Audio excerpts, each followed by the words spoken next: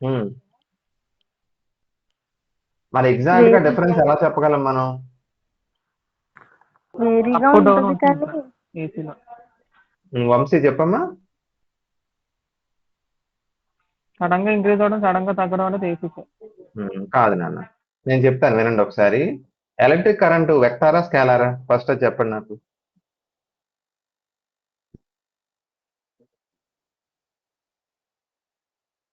Electric current I అనేది వెక్టారా స్కేలారా? Scalar sir.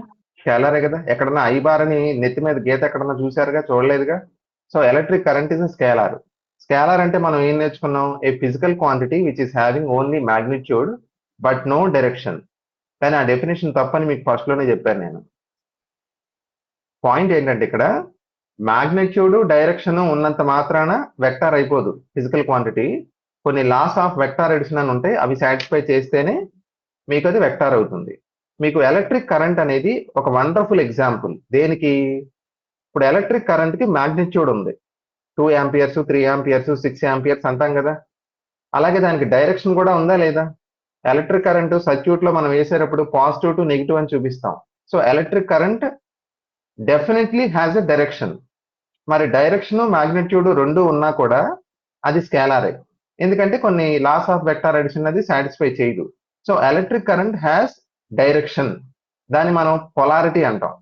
మీకు direct current అంటే ఏంటంటే టెక్స్ట్ బుక్ డెఫినేషన్ ప్రకారం కరెంట్ యొక్క మ్యాగ్నిట్యూడ్ మారినా పర్లేదు, పొలారిటీ మాత్రం మారకపోతే దాన్ని మనం డైరెక్ట్ కరెంట్ అంటాం.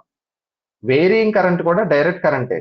మీకు వేరియింగ్ కరెంట్ అంటే ఏం లేదు, ఇప్పుడు ఎల్ఆర్ సర్క్యూట్ లో కరెంట్ గ్రోత్ చూసాం, అలాగే సిఆర్ సర్క్యూట్ లో గ్రోత్ ఆఫ్ చార్జ్ చూసాం. అక్కడ కరెంటు కాన్స్టెంట్ గా లేదుగా, మ్యాగ్నిట్యూడ్ మారుతుంది, పెరుగుతుంది, తగ్గుతుంది, కానీ పొలారిటీ మారదు.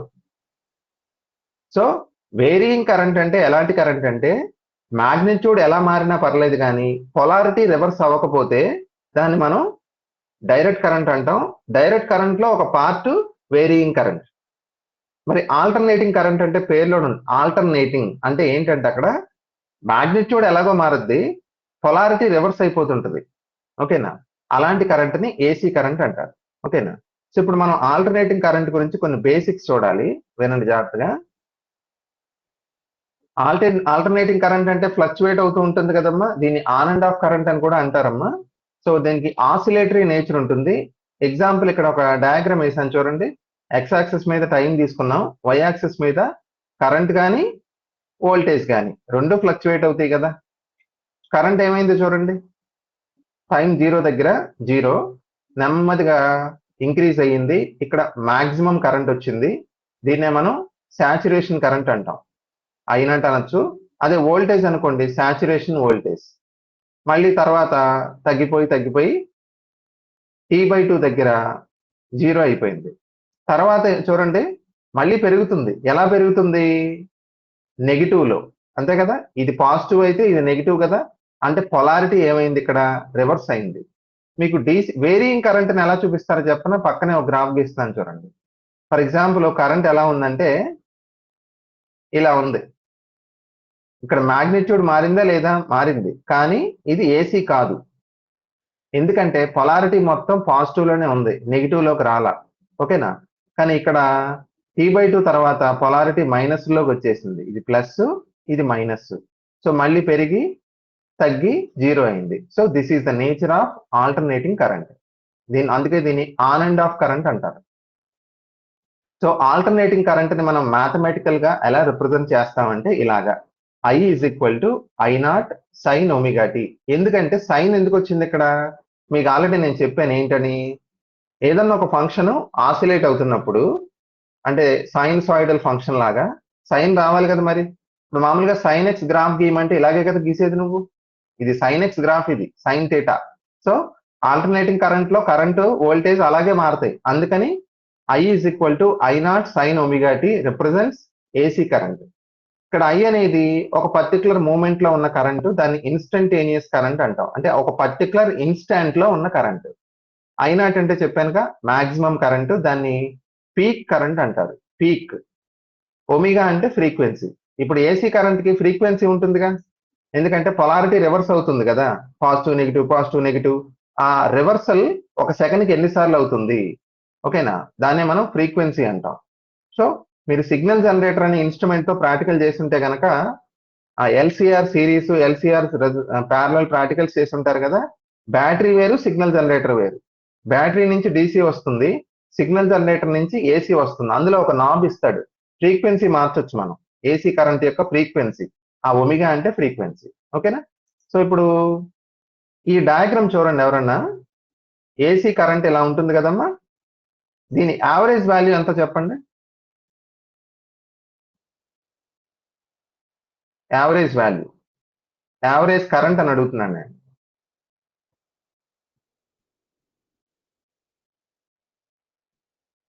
కొంచెం లాజికల్ గా ఆలోచించండి. 0 సార్. 0, very good. ఎందుకని? పాజిటివ్ ఉంది, ఒక నెగిటివ్ ప్లస్ ఉంది. ఒక మైనస్. Very good. ఒకటి ప్లస్ ఇంకోటి మైనస్, యావరేజ్ చేస్తే జీరోనే కదా. So average current of AC for a complete cycle is always 0, ఓకేనా. 0 తీసుకొని మనం ఏం సాధిస్తామండి? సో మనం వేరేలాగా డిఫైన్ చేస్తాం. మీకు ఏసీ సర్క్యూట్స్ లో ఎప్పుడు కూడా యావరేజ్ కరెంటు, యావరేజ్ వోల్టేజ్ గురించి ఎవరు చెప్పరండి.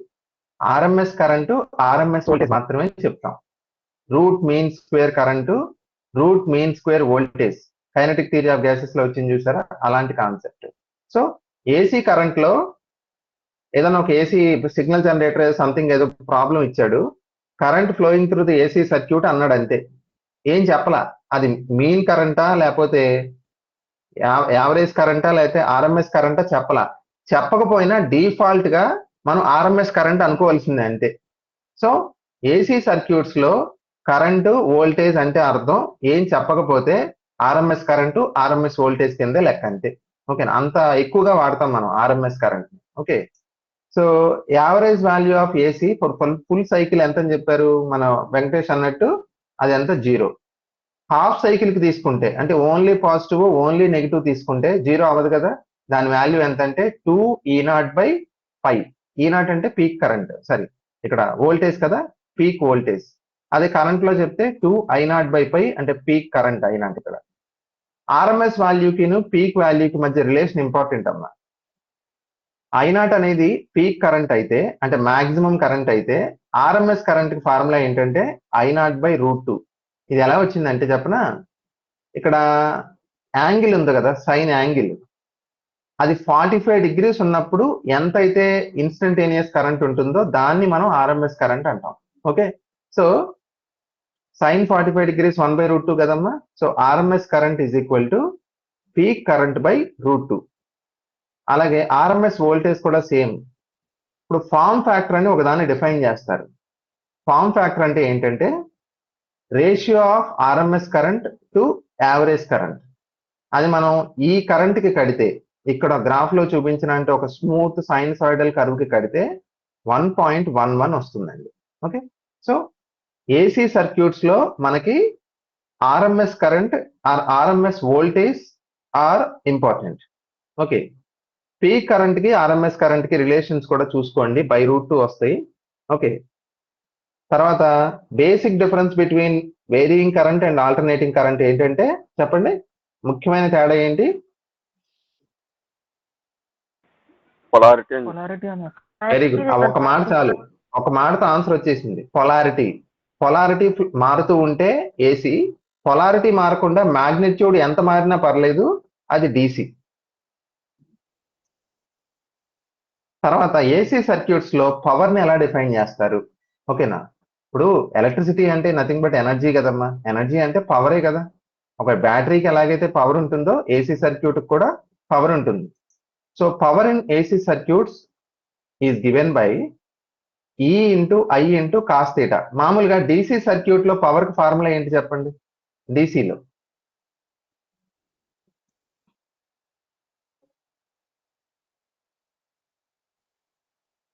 మార్నింగ్ ట్రాన్స్ఫార్మర్ లో కూడా voltage into current sir. Very good. Voltage into current అంటే V × I కదా. V అంటే వోల్టేజ్ కదా. ఫర్ ఎగ్జాంపుల్ మనం విని వోల్టేజ్ ని ఈతో చూపించాం అనుకో, E × I కదా. ఇక్కడ ఫార్ములా మారింది చూడండి. ఏసీ సర్క్యూట్స్ లో పవర్ ఫార్ములా వోల్టేజ్ అంటే E, కరెంట్ అంటే I కదా. అది మామూలే, దాని పక్కన ఒక తోక వచ్చింది చూడండి, cos θ. దీన్ని పవర్ ఫ్యాక్టర్ అంటారు. మీకు ఏసీ సర్క్యూట్స్ లో ఏమవుద్దంటే ఒక విచిత్రమైన ప్రాబ్లం ఉంటుందమ్మా. ఏంటంటే అది వోల్టేజ్ కరెంటు ఫేజ్ లో ఉండవు. మీకు ఫేజ్ లో ఉండడం, అవుట్ ఆఫ్ ఫేజ్ లో ఉండడం అనే కాన్సెప్ట్ బాగా తెలుసు మీకు. ఎలాగా? ఇంటర్ఫీరెన్స్ లో చూశారు. రెండు వేవ్స్ ఎగ్జాక్ట్ గా ఒకేలాగా క్రస్ట్ ట్రఫ్ మ్యాచ్ అయితే దే ఆర్ ఇన్ ఫేజ్ అంటాం. అలా కాకుండా 180 డిగ్రీస్ లో ఉన్నప్పుడు ఏమవుతుంది? ఫేజ్ క్రస్ట్ కి తిన్నగా ట్రఫ్ ఉంటుంది.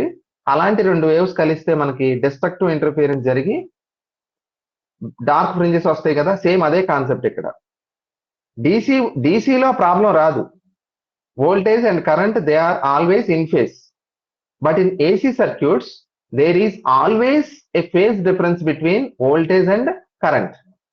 ఓకే, సో ఆ ఫేజ్ డిఫరెన్స్ కనుక థీటా అయితే అప్పుడు కాస్ థీటా వాల్యూ ఎంత వస్తుంది కదా, దాన్ని మనం పవర్ ఫ్యాక్టర్ అంటాం.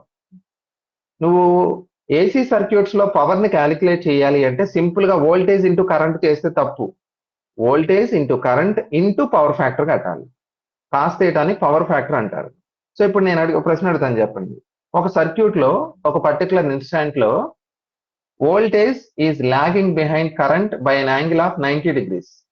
Then what is the power factor? Sorry, what is the power in the AC circuit? Voltage కి కరెంట్ కి మధ్య 90 degrees ఫేజ్ డిఫరెన్స్ ఉంది. ఆ సర్క్యూట్ లో పవర్ ఎంత? 0 సార్. 0. ఓకేనా? చాలా విచిత్రంగా ఉంటుంది, అర్థం చేసుకోవడం కష్టం. వోల్టేజ్ ఉంది సర్క్యూట్ కి, కరెంట్ ఉంది, కానీ పవర్ ఎంత? 0. అంటే మనకి చూసారా, రెండు వేవ్స్ కలిస్తే ఇంకో పెద్ద వేవ్ రావాలని అనుకుంటాం, కానీ అలా రాదు. ఎందుకు రాదు? మనం అనుకున్నాం కదా, కన్స్ట్రక్టివ్ అయితే అలా వస్తుంది, కానీ డిస్ట్రక్టివ్ లో ఏమవుతుంది? రెండు కలిసి డెడ్ అయిపోతాయి. అలాంటి కేసు ఇక్కడ. సో ఏసీ సర్క్యూట్స్ లో పవర్ ఫ్యాక్టర్ అనేది చాలా ఇంపార్టెంట్ అన్న. ఓకేనా? సో మనం ఇక్కడ చూడండి, P is equal to EI cos theta. Theta అనేది ఏంటి? Angle between voltage and current. ఇక్కడ మనం వోల్టేజ్ కి ప్రతిసారి ఈ అనే అక్షరం వాడుతున్నాం, ఏం కన్ఫ్యూజ్ అవ్వకండి. ఈ అయినా వి అయినా ఒకటేనమ్మా. ఓకే, సో ట్రూ పవర్ అంటే యాక్చువల్ గా మనకున్న పవర్ ఎంతకి ఈక్వల్ అవుతుంది? ఈ ఇంటూ ఐ అంటే ఫార్ములా ప్రకారం పవర్ కదా, దాన్ని అపరెంట్ పవర్ అంటారు, ఇంటూ పవర్ ఫ్యాక్టర్. చాలా important formula. True power is equal to apparent power into power factor. Okay, so మీకు ఇక్కడ ఇదేదైతే పి అంటాను చూసారా, దాన్ని ట్రూ పవర్ అనొచ్చు, మీరు ఇంకో పదంతో పిలవచ్చు. అంటే సర్క్యూట్ లో ఉన్న ప్రాక్టికల్ పవర్ అనమాట. అది యాక్చువల్ గా మనం యూజ్ చేసుకునే పవర్ అది. ఓకే, ఇక్కడ రియాక్టివ్ పవర్ అని ఇంకోటి డిఫైన్ చేస్తారు, అది ఒకటే తేడా. ఈఐ సైన్ థీటా వస్తుంది, కాస్ థీటా కాదు, సైన్ థీటా. అంటే దీనికి ఇది కాంప్లిమెంటరీగా ఉంటుంది. ఓకేనా? సో ఇక్కడ మీరు బాటమ్ లైన్ ఏంటంటే ఈ డిస్కషన్ లో గుర్తుపెట్టుకోవాల్సింది, ఏసీ సర్క్యూట్స్ లో వోల్టేజ్ కరెంటు ఫేజ్ లో ఉండవు, వాటి మధ్య కొంత ఫేజ్ డిఫరెన్స్ ఉంటుంది. ఓకేనా? సో ఆ ఫేజ్ డిఫరెన్స్ కనుక థీటా అనుకుంటే పవర్ ఫ్యాక్టర్ ఎంత? Cos theta. ఆ కాస్ థీటా అనే పవర్ ఫ్యాక్టర్ ని మనం అపరెంట్ పవర్ తో గుణిస్తే యాక్చువల్ గా ఉన్న పవర్ వస్తుందమ్మా. ఓకేనా? సో ఇది నెక్స్ట్ ఏసీ సర్క్యూట్స్ లో మనం చూడాల్సింది ఎల్ఆర్ ఎల్సిఆర్ కదా, 3 సర్క్యూట్స్ ఆల్రెడీ డీసీలో చూసిస్తాం మనం. ఇప్పుడు ఏసీ సర్క్యూట్స్ లో ఎల్ఆర్సిఆర్ చూడాలి. టేబుల్లో వేసేసాను చూడండి సింపుల్ గా మీకు. ఏసీ త్రూ ఓన్లీ రెసిస్టెన్స్, ఒక రెసిస్టెన్స్ ఒకటే ఉంది. ఏసీ త్రూ ఇండక్టెన్స్, అంటే ఇండక్టెన్స్ ఒక్కటే కనెక్ట్ చేసాం సర్క్యూట్ లో. అంటే ఇండక్టెన్స్ ఒక్కటే అంటే అది సాధ్యం కాదు, రెసిస్టెన్స్ ఉంటుంది, కానీ దాన్ని మనం ఎక్కువ ఇంపార్టెన్స్ ఇవ్వం కదా, అందుకే ఓన్లీ ఎల్ అన్నాం. Next AC through only capacitance. అప్పుడు మనం గుర్తుపెట్టుకోవాల్సిన పాయింట్ ఏంటంటే, ఓన్లీ రెసిస్టెన్స్ ఉన్నప్పుడు సర్క్యూట్ లో voltage current they are in phase, ఒకే ఫేజ్ లో ఉంటాయి, ఫేజ్ డిఫరెన్స్ ఉండదు. అప్పుడు పవర్ ఫ్యాక్టర్ ఎంత అంటే చెప్పండి, పవర్ ఫ్యాక్టర్ ఎంత అప్పుడు రెండు ఇన్ ఫేజ్ లో ఉంటే? EI sir. థీటా 0 కదా, పవర్ ఫ్యాక్టర్ ఎంత అవుద్ది అప్పుడు? 1 కదా. పవర్ ఫ్యాక్టర్ యొక్క మాక్సిమం వాల్యూ 1. ఓకేనా? Minimum value 0. So only resistance ఉన్న సర్క్యూట్స్ లో వోల్టేజ్ కరెంటు ఫేజ్ లో ఉంటాయి, కానీ ఇండక్టర్ కానీ కెపాసిటర్ కానీ ఒక సర్క్యూట్ లో ఉందనుకోండి, ఏసీ సర్క్యూట్ లో, అప్పుడు ఈ రెండింటికి మధ్య పేచీ వచ్చేస్తుంది, ఈ రెండింటికి పడదప్పుడు. ఓకేనా? ఒక్కోసారి వోల్టేజ్ ముందెళ్ళిపోద్ది, కరెంట్ వెనకబడద్ది, వైస్ వర్సా. ఇప్పుడు మనం ఏసీ త్రూ ఎల్ చూద్దాం, ఏసీ త్రూ ఇండక్టెన్స్. అప్పుడు ఫార్ములాస్ ఇవేం గుర్తుపెట్టుకోకర్లేదమ్మా, మీరు గుర్తుపెట్టుకోవాల్సిన పాయింట్ ఒకటే ఉంది, ఏంటది? ఈ వక్కర్లా current lags behind voltage by 90 degrees. అంటే ఇది ఎలాంటిదంటే క్వార్టర్ వేవ్ ప్లేట్ లా పనిచేస్తుంది, అంతేగా? ఏమవుతుందంటే మనకి ఇండక్టెన్స్ ఉన్న సర్క్యూట్ లో కరెంట్ ఏమవుతుంది? వెనకబడుతుంది, వోల్టేజ్ మాత్రం ముందెళ్తుంది. ఎందుకో తెలుసా? ఎవరైనా దీనికి చిన్న గుర్తు పెట్టుకోలాగా ఒక ఎక్స్ప్లెనేషన్ ఇవ్వగలరా? ఆలోచించండి. Why current lags behind in inductor circuits?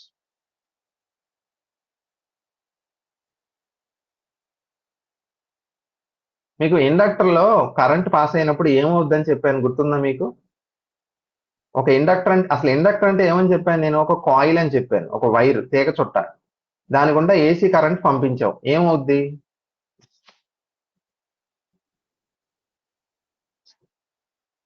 ఆలోచించండి ఒకసారి. What happens when AC current flows through a coil? Induction గుర్తుపెట్టుకోండి ఒకసారి, ఇండక్షన్ బ్యాక్గ్రౌండ్ లో ఆలోచించండి.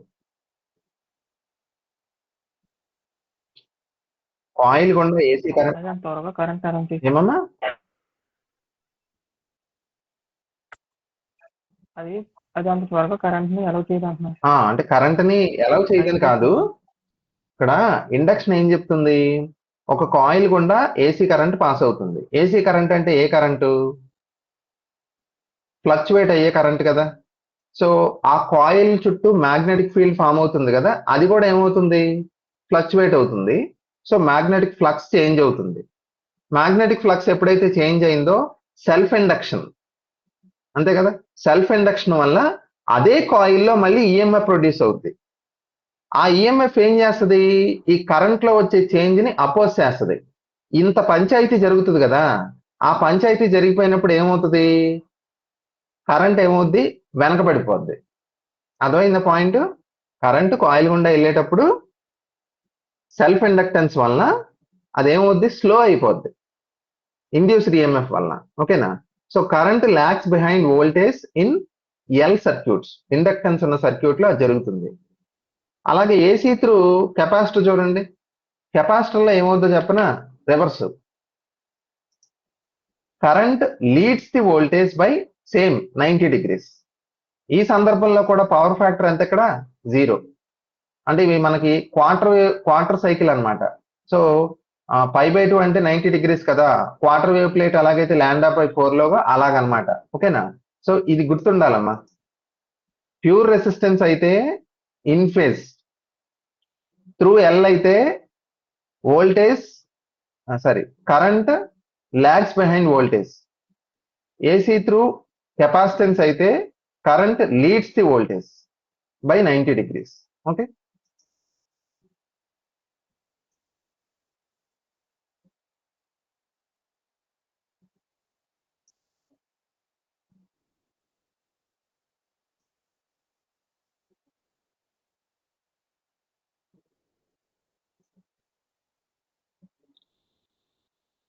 చూడండి,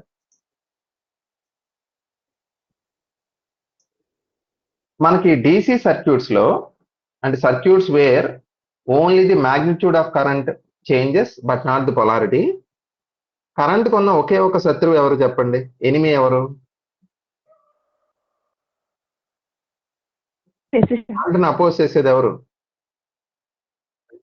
రెసిస్టెన్స్ ఒకటేగా, దాన్ని ఓమ్స్ లో కొలుస్తాం. కానీ ఏసీ సర్క్యూట్స్ లో కరెంట్ కి ఇంకో ఇద్దరు శత్రువులు యాడ్ అవుతారు. వాళ్ళు ఎవరంటే, వాళ్ళని కామన్ గా ఏమని పిలవచ్చు అంటే రెసిస్టెన్స్ అని పిలిస్తే అవి ఫీల్ అవుతాయి. ఓకేనా? ఇప్పుడు ఏదైనా ఒక సబ్జెక్టు మనం రావాల్సిన మార్కులు రాలేదనుకోండి, ఫెయిల్ అయ్యాం అంటాం. మామూలుగా వాడే పదం అదే కదా. దాన్ని కొంచెం పాష్ గా చెప్పాలంటే బ్యాక్లాగ్. ఓకేనా? బ్యాక్లాగ్ అంటే ఏంటి? నువ్వు సబ్జెక్ట్ తప్పావు, అంతే కదా దాని అర్థం. దాన్ని నువ్వు ఎంత పాష్ గా చెప్పినా నువ్వు ఫెయిల్ అయినట్టే కదా అర్థం. అలాగే ఏసీ సర్క్యూట్స్ అంటే పాష్ సర్క్యూట్స్ కదా, రిచ్ సర్క్యూట్స్ అవి. సో రెసిస్టెన్స్ ఎలాగో ఉంటది, అది ఓమ్స్ లో ఉంటుంది. అది కాక ఇంకో రకమైన వ్యతిరేకత ఉంటుంది. వ్యతిరేకత కరెంట్ ఫ్లోకి. దాన్ని మనం రియాక్టెన్స్ అంటాం. రెసిస్టెన్స్ వేరు, రియాక్టెన్స్ వేరు. రియాక్టెన్స్ మళ్ళీ 2 రకాలు. జస్ట్ నన్ను ఫాలో అవ్వండి. నన్ను చూడండి. తర్వాత ఈక్వేషన్స్ చూద్దురు గాని. Reactance in AC circuits is very very similar to రెసిస్టెన్సే. కాదు రెసిస్టెన్స్ అనకూడదు, రియాక్టెన్స్ అనాలి. ఇండక్టివ్ రియాక్టెన్స్, కెపాసిటివ్ రియాక్టెన్స్ అని 2 ఉంటాయి అమ్మ. L1 వచ్చేది అయితే ఇండక్టివ్ రియాక్టెన్స్, C1 వచ్చేది కెపాసిటివ్ రియాక్టెన్స్. ఓకేనా?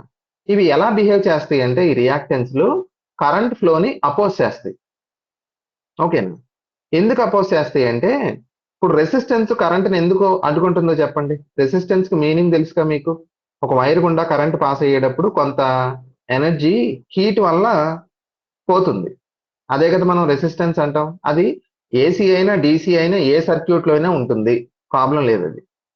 మరి రియాక్టెన్స్ అనేది ఏసీ సర్క్యూట్స్ లోనే ఎందుకు ఉంటుందంటే ఏసీ సర్క్యూట్ కున్న గొప్ప క్వాలిటీ ఏంటో చెప్పండి. అది ఏమవుతుంటది? ఏసీ సర్క్యూట్ లో ఆల్టర్నేటింగ్ కదా. ఏసీ సర్క్యూట్ ఏమవుతుంటది? పొలారిటీ రివర్స్ అవుతూ ఉంటుంది కదా, చేంజ్ అయిపోతుంటది. On and off, on and off, on and off అవుతుంటుంది కదా. సో అలాంటి మార్పుల్ని ఇండక్టర్, కెపాసిటర్ 2 వ్యతిరేకిస్తాయండి. మీకు చిన్న ఎగ్జాంపుల్ చెప్పాలంటే నేను మీకు ఒక ఎగ్జామ్ పెడతానని చెప్పాను. ఓకేనా? ఎగ్జామ్ పెడతానంటే ఏ స్టూడెంట్ అయినా సరే అమ్మ ఎగ్జామ్ పెడతా అన్నారు సార్, సూపర్, అసలు రాసేద్దాం అనే స్టూడెంట్ జనరల్ గా ఎక్కడ ఉండరండి. ఓకేనా? సో ఎగ్జామ్ అనగానే ఎంత గొప్ప స్టూడెంట్ కైనా రెసిస్టెన్స్ ఉంటుంది. కానీ నేను ఈసారి ఎగ్జామ్ పెడతానని ఏం చేస్తున్నానంటే షెడ్యూల్ నా ఇష్టం వచ్చినట్టు మారుస్తున్నాను. రేపు అన్నాను పెట్టలేదు, ఎల్లుండి అంట, మళ్ళీ ఇంకెప్పుడు అంట. అంటే ఏసీ కరెంట్ లాగా నేను ఏం చేస్తున్నానంటే షెడ్యూల్ని పిచ్చి పిచ్చిగా మారుస్తున్నాను. అసలే ఎగ్జామ్ అంటే చిరాకు, అది రెసిస్టెన్స్. ఇప్పుడు రియాక్టెన్స్ వస్తుంది కొత్తగా. ఎగ్జామ్ పెట్టేదైతే పెట్టేయచ్చు కదా సార్, అలాంటి షెడ్యూల్ ఎందుకు మారుస్తారు అన్ని సార్లు అని ఆ మార్పుని వ్యతిరేకిస్తారు మీరు. సో అది రియాక్టెన్స్ అన్నమాట. ఇండక్టర్, కెపాసిటర్ కూడా ఏం చేస్తాయి అంటే ఈ మారిపోతుంటుంది కదా ఏసీ కరెంటు, ఫ్లక్చువేట్ అయిపోతుంటది. ఆ ఫ్లక్చువేషన్స్ ని వ్యతిరేకిస్తాయి అవి. That is called reactance. ఓకేనా? సో ఇక్కడ మీకు చూడండి జాగ్రత్తగా. ఇండక్టివ్ రియాక్టెన్స్ ని మనం దేంతో డినోట్ చేస్తామంటే XL అంటాం. XL. అలాగే కెపాసిటివ్ రియాక్టెన్స్ ని XC అంటాం. XL కి ఫార్ములా ఒమేగా ఎల్. ఒమేగా అంటే మీకు తెలుసు కదమ్మా, ఫ్రీక్వెన్సీ కాదు, యాంగులర్ ఫ్రీక్వెన్సీ. ఫ్రీక్వెన్సీలో రాస్తే 2πfL అవుతుంది. వేరస్ కెపాసిటివ్ రియాక్టెన్స్ కి ఫార్ములా 1/ωc. మళ్ళీ ఒమేగా అంటే 2πf రాస్తే 1/2πfc. ఇక్కడ ఒక కీ పాయింట్ అబ్జర్వ్ చేశారో లేదో మీరు. ఇండక్టివ్ రియాక్టెన్స్ ఏమో ఫ్రీక్వెన్సీకి డైరెక్ట్లీ, ఇక్కడ ఫ్రీక్వెన్సీ అంటే ఎవరి ఫ్రీక్వెన్సీ అది చెప్పండి. నేను ఏదో చెప్పుకుపోతున్నాను కానీ ఎవరి ఫ్రీక్వెన్సీ అది?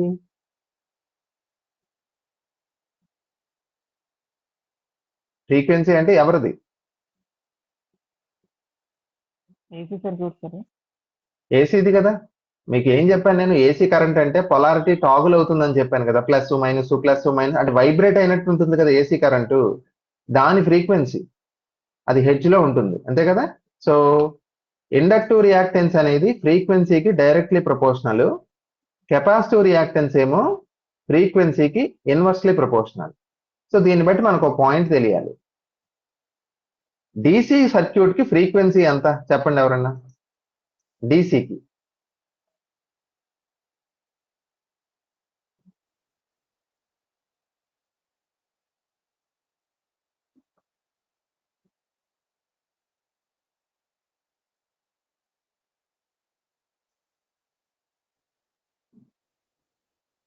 అసలు డీసీ సర్క్యూట్ పొలారిటీ రివర్స్ అవుద్దా? ఆ విషయం చెప్పండి నాకు. అవును కదా. సో దానికి ఫ్రీక్వెన్సీ అనే పదం ఆపాదించడమే తప్పు. So frequency for DC circuit మనం 0 అని చెప్పాలి. ఓకేనా? సో ఫ్రీక్వెన్సీ 0 అయినప్పుడు ఇండక్టివ్ రియాక్టెన్స్ ఎంత అవుతుంది? 0 అవుతుంది కదా. అంటే అర్థం ఏంటి? ఇండక్టర్ అనేది డీసీ సర్క్యూట్ ని అపోజ్ చేయదు. అంటే డీసీ కరెంట్ ని ఇండక్టర్ ఏం చేయదు? బ్లాక్ చేయదు, షార్ట్ సర్క్యూట్ చేస్తుంది. అంటే ఆ డీసీని మాత్రం అలౌ చేస్తుంది.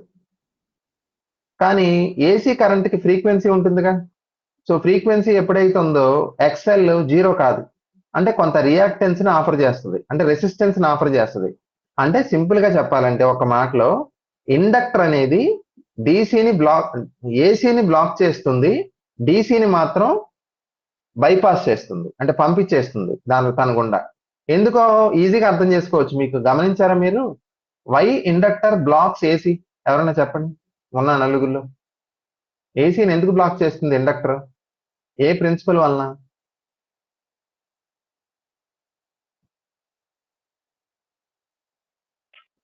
ఫారడే ప్రిన్సిపల్ అన్న.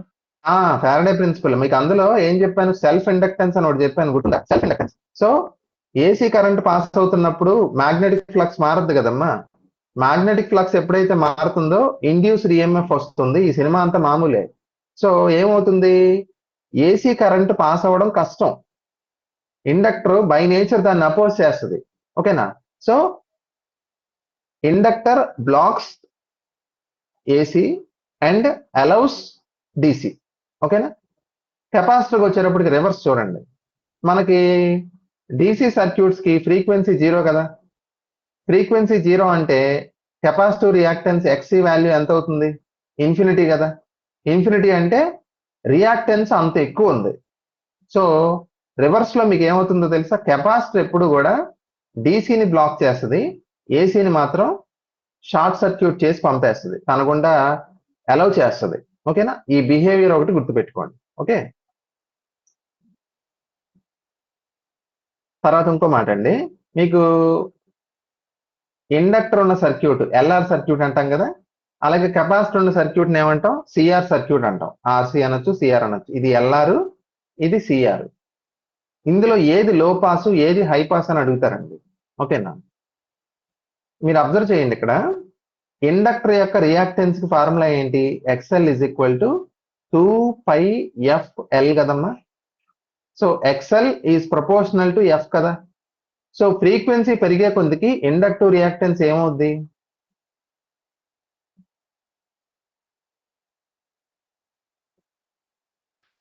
పెరుగుతుంది సార్. పెరుగుతుంది కదా. ఇండక్టివ్ రియాక్టెన్స్ పెరుగుతుంటే రెసిస్టెన్స్ పెరిగినట్టే కదా లెక్క. రెసిస్టెన్స్ పెరిగితే అర్థం వోల్టేజ్ పెరిగినట్టు కదా. ఓమ్స్ లా ప్రకారం చూడండి, వి ఈజ్ ఈక్వల్ టు ఐఆర్ కదమ్మా. వి ఈక్వల్ టు ఐఆర్ కాబట్టి రెసిస్టెన్స్ పెరిగితే వోల్టేజ్ పెరిగినట్టేగా. సో మీకు ఏమవుతుందంటే ఇండక్టర్ ఉన్న సర్క్యూట్ లో హై ఫ్రీక్వెన్సీ ఉన్న ఏసీ కరెంట్ ఏమో ఏమవుతుంది? పాస్ అయ్యి వెళ్తుంది. లో ఫ్రీక్వెన్సీ ఉన్న ఏసీ కరెంట్ బ్లాక్ అయిపోతుంది. అందుకే ఎల్ఆర్ సర్క్యూట్ ని హై పాస్ సర్క్యూట్ అంటాం. LR circuit is known as high pass. ఓకేనా? అదే సిఆర్ సర్క్యూట్ కి వచ్చారనుకోండి, దానికి రివర్స్. మీకు ఇండక్టర్ కెపాసిటర్ ఎలా ఉంటాయంటే క్వైట్ ఆపోజిట్ గా ఉంటాయి అమ్మా. ఓకేనా? వాటి బిహేవియర్ కంట్రాస్టింగ్ గా ఉంటుంది. ఎందుకంటే రెండింటికి పడదు. కెపాసిటర్ ఏమో ఎలక్ట్రిక్ ఫీల్డ్ స్టోర్ చేసుకుంటది, ఇండక్టర్ ఏమో మ్యాగ్నెటిక్ ఫీల్డ్ స్టోర్ చేసుకుంటది. ఓకేనా? ఒకటి తగ్గితే ఇంకోటి పెరుగుతుంది. ఓకేనా? సో ఇక్కడ అర్థమైంది కదా. ఇప్పుడు అదే ఆర్సీ సర్క్యూట్ తీసుకుంటే ఆర్సీ సర్క్యూట్ లో మీకు ఏమవుతుంది? మీకు కెపాసిటివ్ రియాక్టెన్స్ కి ఫార్ములా చూసారు కదమ్మా. XC is equal to formula ఏంటి? 1 ఏమన్నాను ఫార్ములా? పైన రాశాను కదా, 1/2πfc కదా. సో కెపాసిటివ్ రియాక్టెన్స్ అనేది ఇన్వర్స్లీ ప్రపోర్షనల్ టు ఫ్రీక్వెన్సీ కదా. సో మనకి ఫ్రీక్వెన్సీ తక్కువ ఉంటే రియాక్టెన్స్ ఎక్కువ ఉంటుంది అనే అర్థం. రియాక్టెన్స్ ఎక్కువ ఉందంటే రెసిస్టెన్స్ ఎక్కువ ఉన్నట్టు, రెసిస్టెన్స్ ఎక్కువ ఉందంటే వోల్టేజ్ ఎక్కువ ఉన్నట్టు లెక్క. అంటే లో ఫ్రీక్వెన్సీ దగ్గర మనకి హై వోల్టేజ్ వస్తుంది, హై ఫ్రీక్వెన్సీ దగ్గర లో వోల్టేజ్ వస్తుంది. అంటే ఇది మనకి లో పాస్ లా పనిచేస్తుంది. ఓకేనా? సో ఈ గ్రాఫ్ చూస్తే మీకు ఈజీగా అర్థమవుతుందమ్మా. ఇది ఎల్ఆర్ సర్క్యూట్, ఇది సిఆర్ సర్క్యూట్. ఇక్కడ మనకి గెయిన్ ఎక్కడ ఎక్కువ వచ్చింది? గెయిన్ అంటే నా ఉద్దేశం వోల్టేజ్ ఎక్కడ ఎక్కువ వచ్చింది? హై ఫ్రీక్వెన్సీ దగ్గర ఎక్కువ గెయిన్ వచ్చింది, అంటే ఇది హై పాస్. వేరే సిఆర్ సర్క్యూట్ లో మీరు చూస్తే లో ఫ్రీక్వెన్సీ దగ్గర గెయిన్ ఎక్కువ వచ్చింది, సో ఇది లో పాస్. సో ఏది లో పాస్, ఏది హై పాస్ అడుగుతారమ్మా, చాలా ఇంపార్టెంట్. ఓకేనా? So inductor is a high pass circuit, వేరాస్ capacitor is a లో పాస్ సర్క్యూట్. ఓకే,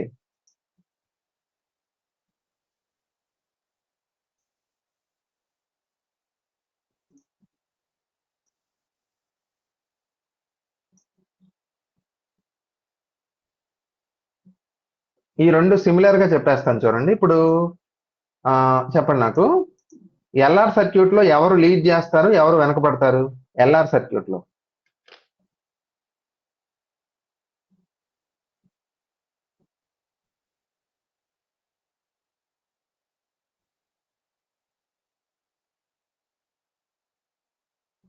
ఏమా? ఎల్ఆర్ సర్క్యూట్ లో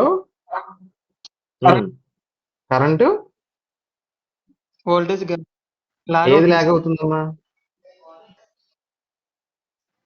current sir current current lag అవుతుంది, వోల్టేజ్ ముందెళ్తుంది.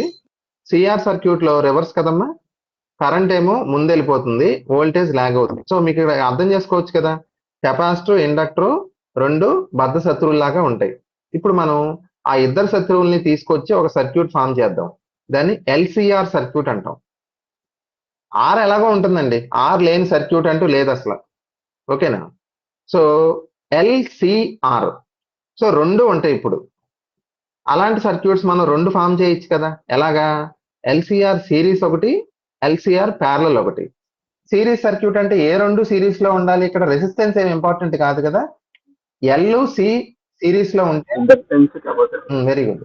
ఇండక్టెన్స్ కెపాసిటర్ సిరీస్ లో ఉంటే అది LCR series. L C parallel గా ఉంటే అది ఎల్సిఆర్ ప్యారలల్ సర్క్యూట్ అమ్మా. ఓకేనా? మీకు ఏ సర్క్యూట్ లో ఏది అవుతుందో గుర్తుపెట్టుకోవాలి. ఓకేనా? సిరీస్ రెజొనెన్స్ సర్క్యూట్ చూస్తే కనుక మీకు ఏమవుతుందంటే ఇక్కడ ఈ రెండు ఫుట్బాల్ ఆడుకుంటాయండి సర్క్యూట్ ని. ఏ రెండు? ఇండక్టర్ కెపాసిటర్ ఫుట్బాల్ ఆడుకుంటాయి. అంటే ఏదో సామెత ఉంది కదా, కరవమంటే కప్ప కోపం, ఏదో పాము కోపం ఏదో అంటారు చూసారా, అలా ఉంటది పాపం సర్క్యూట్ పరిస్థితి. కాసేపు ఏమో ఇండక్టర్ డామినేట్ చేస్తుంది, ఓకేనా, కాసేపు కెపాసిటర్ డామినేట్ చేస్తుంది. ఇప్పుడు ఎవరైనా చెప్పగలరా, ఇప్పుడు మనం ఎల్ఆర్ సర్క్యూట్ లో పాస్ సర్క్యూటా హైపాస్ సర్క్యూటా?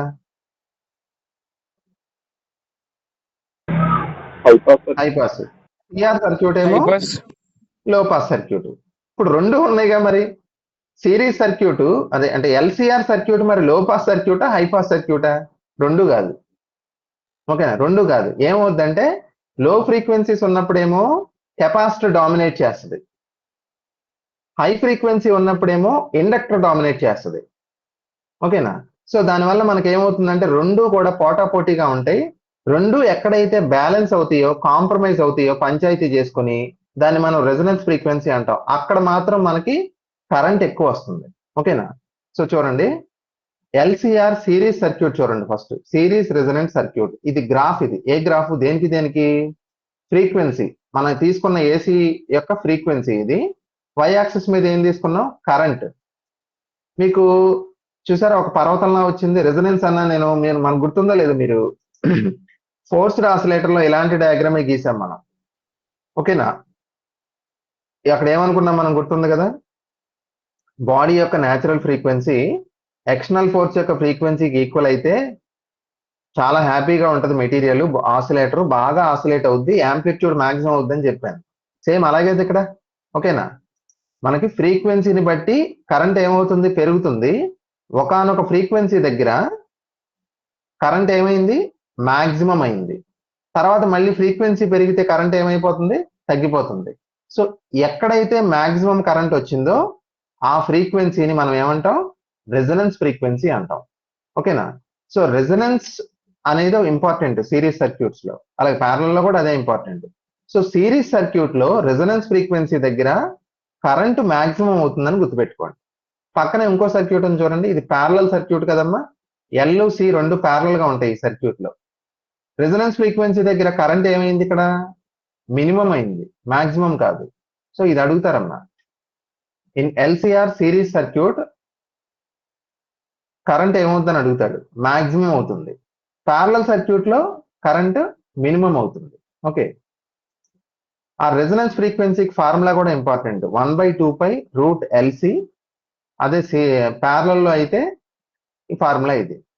సో సిరీస్ సర్క్యూట్ లో చూడండి, కరెంట్ ఏమో మాక్సిమం, మీరు గ్రాఫ్ లో చూసారు కదా. ఇంపిడెన్స్ ఏమవుతుంది? మినిమం. ఇంపిడెన్స్ అంటే ఏం లేదమ్మా, మీకు ఇక్కడ ముందు చెప్పలేదు అనుకుంటున్నాను, ఓవర్లుక్ అయింది. మీకు ఆల్రెడీ చెప్పింది ఏంటి, ఏసీ సర్క్యూట్స్ లో కరెంట్ కి ముగ్గురు శత్రువులు ఉంటారని చెప్పాను. ఒకటి మనందరికీ తెలిసిన రెసిస్టెన్స్, ఇంకో రెండు శత్రువులు ఎవరంటే ఇండక్టివ్ రియాక్టెన్స్, కెపాసిటివ్ రియాక్టెన్స్ కదా. సో ఈ మూరిటిని కలిపితే టోటల్ రెసిస్టెన్స్ వస్తుందిగా. సో మళ్ళీ మామూలు ఇక్కడ ఫెయిల్ అయ్యాం అనకూడదు, బ్యాక్లాగ్ అనాలి. సో ఇక్కడ పాష్ గా ఒక పదం వాడతాం. ఏసీ సర్క్యూట్స్ లో రెసిస్టెన్స్ అనకూడదు, ఇంపిడెన్స్ అనాలి. ఇంపిడెన్స్ అంటే ఏం లేదు, రెసిస్టెన్స్, రియాక్టెన్స్. రియాక్టెన్స్ అంటే అఫ్ కోర్స్ రెండు ఉంటాయి, ఎక్స్ఎల్, ఎక్సి. వీటి యొక్క టోటల్ ని ఇంపిడెన్స్ అంటాం. ఇంగ్లీష్ లో ఇంపిడెన్స్ క్వాలిటేటివ్ గా ఒకటే దాని అర్థం, కరెంట్ లోనే అపోజ్ చేస్తుంది అది. సో మీరు ఇంపిడెన్స్ అంటే మైండ్ లో రెసిస్టెన్స్ అనేది గుర్తుపెట్టుకోండి, కానీ పదం మాత్రం ఇంపిడెన్స్ వాడండి. ఓకేనా. ఇప్పుడు నేను కొన్ని ఫార్ములాస్ చెప్తాను చూడండి, మీరే చెప్పాలి నాకు ఇది. చూడండి, ప్యూర్ రెసిస్టెన్స్ ఉన్న సర్క్యూట్ ఉంది. ఓకేనా, ప్యూర్ రెసిస్టెన్స్ ఉన్న సర్క్యూట్, దాని ఇంపిడెన్స్ ఎంత?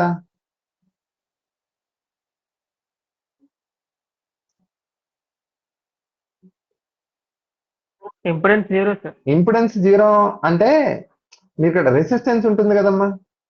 సో ఆ రెసిస్టెన్స్ ని మీరు ఇంపిడెన్స్ గా భావించవచ్చు. ఇంపిడెన్స్ LC1 వస్తుంది. అది LC1 వస్తుంది. క్వాలిటేటివ్ గా అడుగుతున్నాను నేను, అంటే ఇక్కడ మీకు ఈ ఒక కాన్సెప్ట్ చెప్పడం కోసం. మామూలుగా రెసిస్టెన్స్ అనే ఏ పని అయితే చేస్తుందో ఇంపిడెన్స్ కూడా అదే చేస్తుంది. సో మనకు వ్యతిరేకించేది ఎవరు ఇక్కడ? ఓన్లీ రెసిస్టెన్స్ కదా.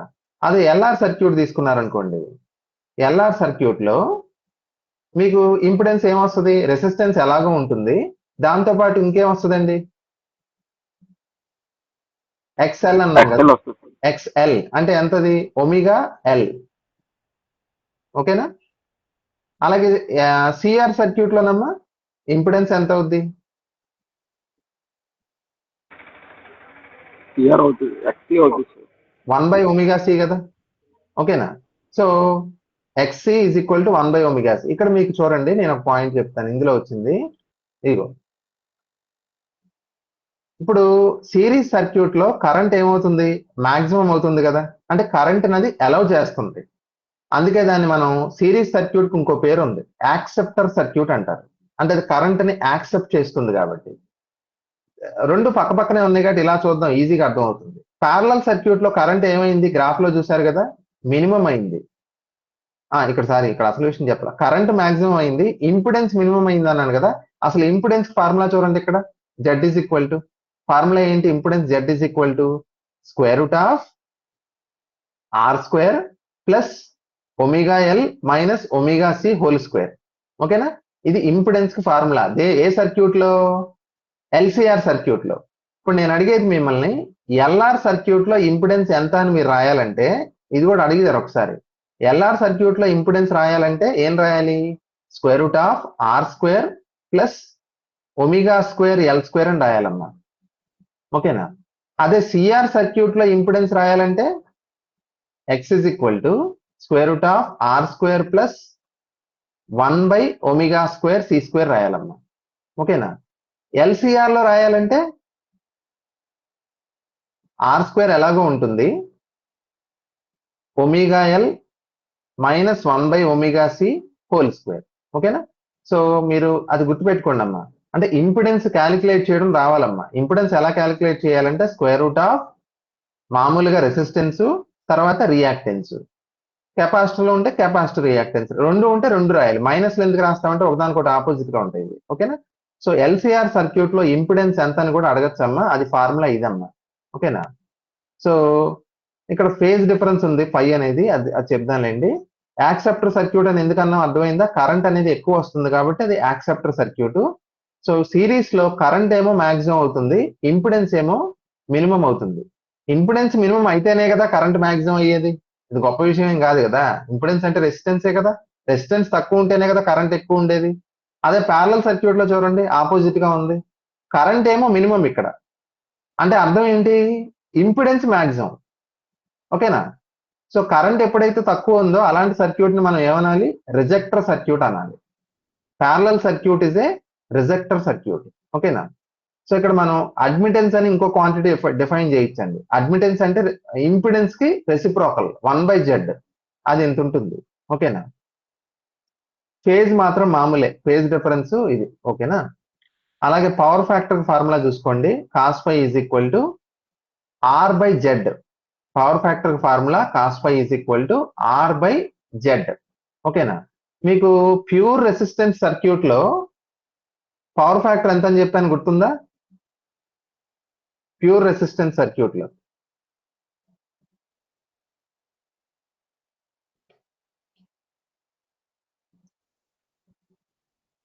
1 సార్. 1 కదమ్మా. ఎందుకు 1 అయింది ఇక్కడ చూపిస్తాను చూడండి. మీకు Z is equal to pure resistance circuit లో జెడ్ ఎంత అవుద్ది? ఆర్ కదా. ఓకేనా? అప్పుడు ఆర్ బై ఆర్ ఎంత? 1 కదా. So cos phi is equal to 1. ఓకేనా? సో అలా వచ్చింది. అక్కడ మనకు 2 ఉన్నాయి కాబట్టి ఆర్ స్క్వేర్. ఇప్పుడు చూడండి, ఆర్ బై జెడ్ అని రాసాం. జెడ్ అంటే ఇది కదా, నేను ఇందాక మీకు రాసి చూపించాను కదా. So impedance in LCR circuit ఎంత అంటే ఇది R square plus omega L minus omega whole square. Okay. So resonance దగ్గర పవర్ ఫ్యాక్టర్ వాల్యూ ఎంత ఉంటుందంటే యూనిటీ అండి. ఎందుకో తెలుసా? అక్కడ omega L is equal to 1 by omega C అవుతుందండి. రెండు ఈక్వల్ అవుతాయి. అప్పుడు ఈ టర్మ్ ఏమైపోద్ది? 0 అయిపోద్దిగా. అప్పుడు ఆర్ బై ఆర్ ఎంత? 1 కదా. సో పవర్ ఫ్యాక్టర్ ఎంత అవుద్ది? 1 అవుద్ది కదా. సో మనకి ఏమవుద్దంటే సిరీస్ సర్క్యూట్ లో ఇంపిడెన్స్ అనేది ఓన్లీ రెసిస్టివ్. అంటే అర్థం ఏంటి? ఎల్సిఆర్ సిరీస్ సర్క్యూట్ లో రెజొనెన్స్ దగ్గర, నేను చెప్పేది రెజొనెన్స్ దగ్గర ఎక్స్ఎల్ ఎక్స్ ఈక్వల్ అవుతాయి కదా. అప్పుడు రెండు కొట్టుకు చచ్చిపోతాయి. అప్పుడు మిగిలేది ఏంటి? ఓన్లీ రెసిస్టెన్స్ మిగులుతుంది. అప్పుడు మనం ఏమనాలి? సర్క్యూట్ లో ఇంపిడెన్స్ వాల్యూ దేనికి ఈక్వల్ అవుతుంది? రెసిస్టెన్స్ కి ఈక్వల్ అవుతుంది. ఓకేనా? తర్వాత క్వాలిటీ ఫ్యాక్టర్ అంటే ఇది కూడా ఇంపార్టెంట్ అమ్మా, చాలా సార్లు అడిగారు. Quality factor is equal to, so quality factor Q is equal to ఎంత అంటే ఒమేగా ఎల్ బై ఆర్. ఓకేనా? సరే, ఇక్కడ ఆఫ్ చేస్తున్నాను. ఒకసారి స్టూడెంట్, నేను పిల్లల్ని తీసుకురావాలి. నేను ఆపి మళ్ళీ రేపు కంటిన్యూ చేద్దాం అమ్మా. ఓకేనా? ఆల్మోస్ట్ ఇది అయిపోతుంది రండి.